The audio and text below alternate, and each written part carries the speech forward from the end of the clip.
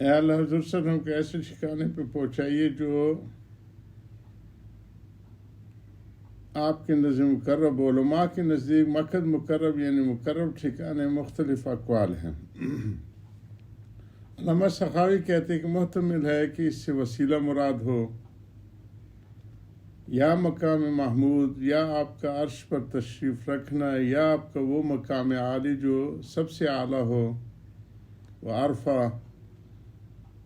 حضر سمین میں لکھا ہے کہ مقت کو مقرب کے ساتھ اس لیے موصوف کیا کہ جو شخص اس میں ہوتا ہے وہ مقرب ہوتا ہے، اس وجہ سے گویا اس مکان ہی کو مقرب قرار دیا، اور اس کے مصداق میں علاوہ ان اقوال کے جو سخاوی سے گزرا ہے کرسی پر تشریف فرما ہونے کے اضافہ کیا ہے۔ مولا علی قاری رحمہ اللہ لکھتے کہتے ہیں کہ مقت مقرب سے مراد مقام محمود ہے، اس لیے کہ روایت میں یوم القیامہ کا لفظ ذکر کیا گیا، اور بعض روایت میں مقرب عندک فی الجنہ کا لفظ آیا ہے، یعنی وہ ٹھکانہ جو جنت میں مقرب ہو۔ اس بنا پر اس سے مراد وسیلہ ہوگا جو جنت کی درجات میں سب سے اعلیٰ ہے۔ بعض علماء نے کہا ہے کہ حضور صلی اللہ علیہ وسلم کے لیے وہ مقام علیحدہ ہے۔ ایک مقام تو وہ ہے جبکہ حضور اقدس صلی اللہ علیہ وسلم شفاعت کے میدان میں عرش معلیٰ کے دائیں جانب ہوں گے، جس پر اولین و آخرین سب کو رشک ہوگا، اور دوسرا آپ کا مقام جنت میں جس کے اوپر کوئی درجہ نہیں۔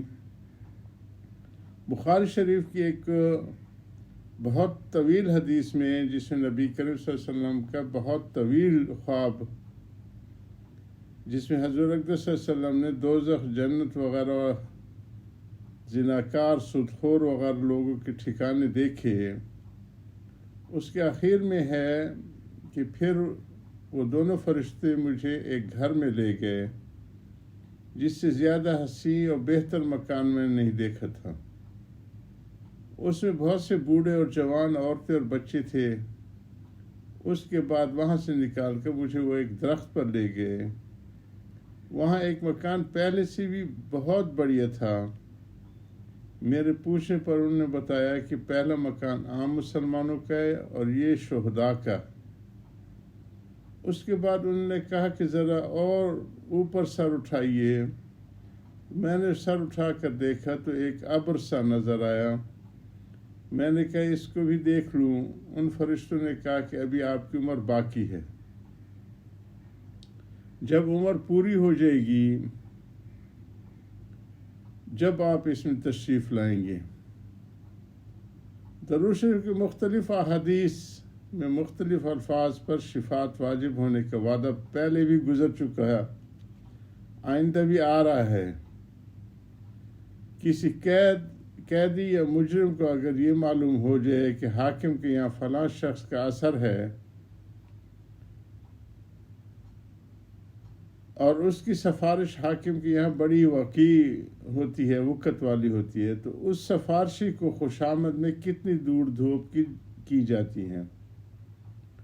ہم میں سے کون سا ایسا ہے جو بڑے بڑے گناہوں کو مجرم نہیں، اور حضور اقدس صلی اللہ علیہ وسلم جیسا سفارشی جو اللہ کا حبیب، سارے رسولوں اور تمام مخلوقات کا سردار، وہ کیسی آسان چیز پر اپنی سفارش کا وعدہ، اور وعدہ بھی ایسا مؤکد، پکا وعدہ، تاکید والا، جو فرماتے ہیں کہ مجھ پر اس کی سفارش واجب ہے۔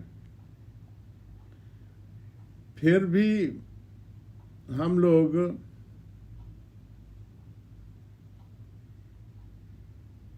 اس پر میری سفارش والی، پھر بھی اگر کوئی شخص اس سے فائدہ نہ اٹھائے تو کس قدر خسارے کی بات ہے۔ لغویات میں اوقات ضائع کرتے ہیں، فضول باتوں بلکہ غیبت وغیرہ گناہوں میں قیمتی اوقات کو برباد کرتے ہیں۔ ان اوقات کو درود شریف میں اگر خرچ کیا جائے تو کتنے فوائد حاصل ہوں۔ حضرت عباس صلی اللہ علیہ وسلم کے ارشاد ہے کہ جو شخص یہ دعا کرے جزا اللہ عنا محمد ما هو اہلہ کہ جزاد محمد صلی اللہ علیہ وسلم کو ہم لوگوں کی طرف سے جس بدلے کے وہ مستحق ہیں تو اس کا ثواب 70 فرشتے 1000 دن تک فرشتوں کو اس کے ثواب 70 فرشتوں 1000 دن تک مشقت میں ڈالے گا۔